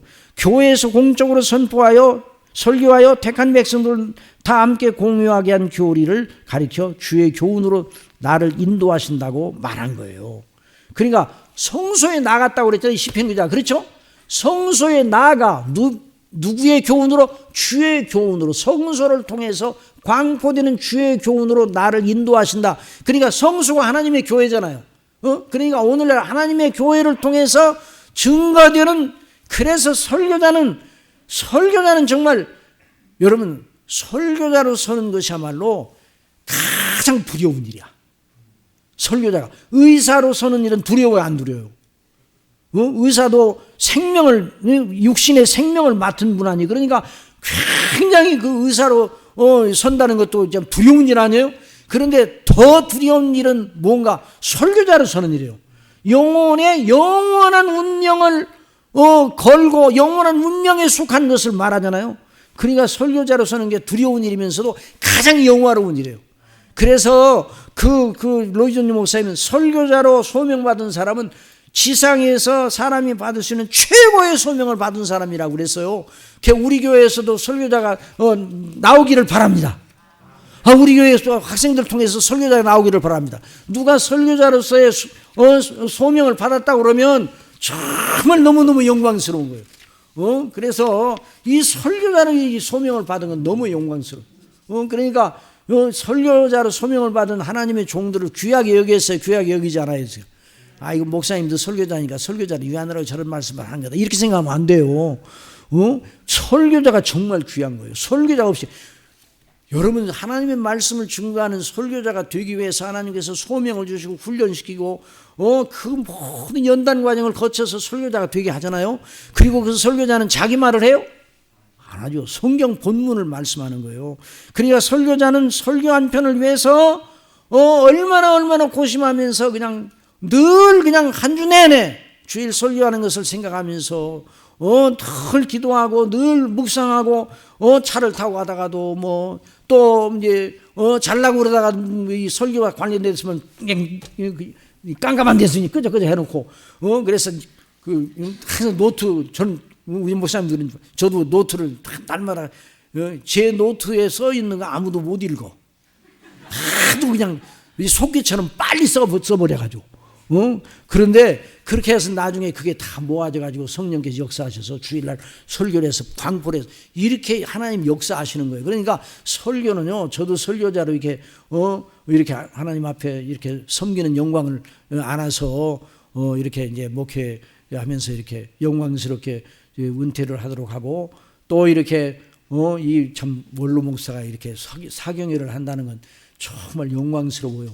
그래, 우리 아까 목사님하고 이제 식사하면서 서로 나눴지만 서로 복이에요, 서로 감사해요, 또 그랬는데, 여러분, 설교자로 부르심을 받는 너무 영광스러운 거예요. 그러니까 설교자를 위해서, 설교는 설교자의 개인의 일입니까? 교회 전체 일입니까? 그러니까 여러분들이 설교자를 위해서 기도해야 돼요. 설교를 위해 바르게. 그러니까 설교가 무엇인가? 사도행전 12장 17장 2절 이제 요것만 하고 끝날라고 그래요. 자, 바울이 자기의 규례대로 저에게로 들어가 새 안식일에 성경을 가지고 강론하며, 보세요, 뜻을 풀어 그리스도가 해를 받고 죽은 자 가운데 다시 살아야 할 걸 증명하여 이르되 내가 너희에게 전하는 이 예수가 곧 그리스도라. 그러니까 성경을 풀어 예수님이 그리스도인 걸 증거하는 것이 사도의 설교였어요. 오늘날 설교도 마찬가지야. 그래서 성경을 풀어 예수 그리스도를 믿음으로 말미암아 구원받는 놀라운 이치를 증거하여 하나님의 택한 백성들이 그리스도 안에 견고히 서도록 하시는 하나님의 성령의 도구로 쓰임받는 게 설교예요. 그래서 설교자는 그 설교라는 놀라운 일을 위해서 그래 한 주간 내내 거기에다 마음을 두고 항상 이제 기도하고 긴장하고 있는. 우리 성도님들은 주일날 나올 때, 아이고 오늘 설교 주일이니까 가서 하나님 앞에 예배 드리고 말씀을 통해서 은혜 받자. 은혜를 받지 않고 절대로 내가 교회를 떠나, 이런 심정을 가지고 교회를 나오셔야 돼요. 그렇게 해서 그래서 한 말씀 한 말씀 그 말씀을 통해서 주어지는 그 은혜의 말씀을 마음속에 아멘 아멘 받아가지고 하게 되면 시간 가는 줄 몰라요. 그러니까 이게 설교예요. 이걸 언제나 잊지 말아야 돼. 그래서 여러분 담임 목사님을 귀중하게 여기고 그 담임 목사님의 설교, 담임 목사님이 지금 그 말씀을 강론하느라고 얼마나 많은 연구를 해서 제가 목사님 설교 들으면 내가 30몇 년 동안 설교자로 내 있었어요. 내가 저 대목을 내가 설교를 하긴 했는데 나는 그때는 몰랐는데 야 그거 하나님께서 또 이런 놀라운 비밀이 숨어 있네. 그래서 은혜를 받고 그래서 제가 은퇴했으니까 이제 가끔 공예배도 빠지고 그래도 되겠죠. 이제 공예배 빼주고 그러니까 뭐 공예배도 그냥 주일만 나오고 그래서 목사님 교회에 계속 나가세요. 그래. 교회 나가지 그럼. 교회 내가 공예배 빠지지 않으려고 내가 애를 쓴다. 1시간도 안 빠지려고 하는데 계속 나가요? 매일같이. 그래서 그럼 매일같이 나가지 그럼. 근데 나를 이상하게 쳐다봐요. 어떤 양반들은. 그래서 왜 이상해? 시간마다 내가 은혜 받으러 나 하나님 앞에 영광 돌리고 은혜 받고 은혜 받지 않은 날이 있어요 없어요? 예배 참석하고 은혜 받지 않은 날이 있어요 없어요? 없어요. 구역 예배 드리고 나서 은혜 받지 못할 때가 있어요 없어요? 성경 여러분 개인으로 읽고 은혜 받지 못할 때 있어요 없어요? 없어요. 그런데 하나님의 교회에 나가서 예배 드릴 때 은혜 받지 못할 날이 없잖아요. 안 나가면 그 은혜를 상실하는 거 아니에요. 응? 그래서 우리의 날들이 은혜 속에서 진행돼야 되잖아요. 그래서 저는 은퇴를 했어도 부족한 사람이지만 제 믿음이 목사랬기 때문에 제 믿음을 붙들어 주는 게 아니에요. 여전히 날마다 말씀을 상고하고 주님을 의뢰하고 성령님의 인도하심을 받아야 제 믿음이 견지가 되는 거지 무슨 직책이 자기 자신을 세워주는 게 아니에요. 여러분들도 언제나 잊지 말고 그래서 이 사교회가 끝난 다음에 공예배를 그전에도 잘 나왔지만 더 잘 나오는 역사가 있기를 바랍니다. 여러분들 아멘이라고 그랬어요. 아멘 안 하는 사람들은 일단 좀 이제 한번 다시 여러분 공예배를 귀하게 알고 하나님 앞에 영광 돌리고 은혜 받기를 위해서 더 힘쓰기를 바랍니다. 아멘 그렇게 하시기 바랍니다. 이제 그래서 그런 사람이 영원한 행복자예요. 그 다음에 내 마음엔 육체와 마음은 쇠잔하나 그러나 하나님은 내 마음의 반석이시오 영원한 분기시시라. 행복자 아니에요?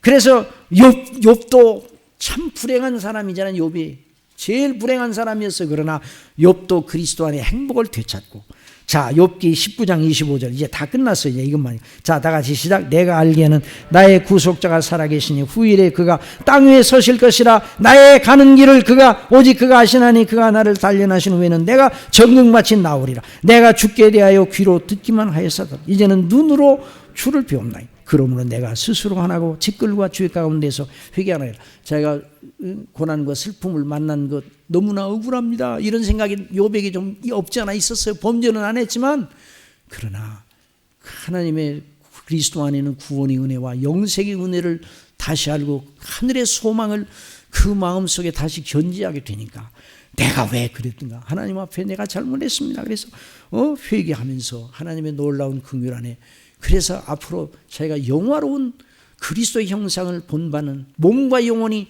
온전히 그리스도의 형상을 본받는 그래서 나를 단련하시는 내가 정금같이 나올 것입니다 하는 이런 확신을 가지고 섰습니다. 행복자입니다. 행복자. 여러분 이런 믿음을 가지고 자 행복자예요. 자 우리 그래도 이제 제일 마지막 장이니까 이건 본문 말씀만이지만 본문 말씀만 쭉 읽고 딱 끝나겠습니다. 자 대저 주를 멀리하는 자는 망하리니 음녀같이 주를 떠난 자를 주께서 다 멸하셨나이다. 자 같이 따라 읽을 분들은 같이 따라 읽고 힘든 분들은 그냥 듣기만 하세요. 하나님께 가까이 하며 내게 복이라. 내가 주 여호와를 나의 피난처로 삼아 주의 모든 행사를 전파하리라. 또 내가 하늘과 제 땅을 보니 처음 하늘과 처음 땅이 없어졌고 바다도 다시 있지 않더라. 또 내가 보매 거룩한 성새 예루살렘이 하나님께로부터 하늘에서 내려오니 그 예비한 것이 신부가 남편을 위하여 당장한 것 같다. 내가 들으니 보좌에서 큰 음성이 나서 가로되 보라 하나님의 장막이 사람들과 함께 있으며 하나님이 저희와 함께 거하시리. 저희는 하나님의 백성이 되고 하나님은 친히 저희와 함께 계셔서 모든 눈물을 그 눈에서 씻기시며 다시 사망이 없고 애통하는 것이나 곡하는 것이 아픈 것이 다시 있지 아니하리니 처음 것들이 다 지나갔음이로라. 보좌에 앉으신 이가 가라사대 보라 내가 만물을 새롭게 하노라 하시고 또 가라사대 이 말은 신실하고 참되니 기록하라 하시고 또 내게 말씀하시되 이루었도다. 나는 알파와 오메가의 처음과 나중이나 내가 생명수 샘물로 목마른 자에게 값없이 주리니 이기는 자는 이것들을 유업으로 얻으리라.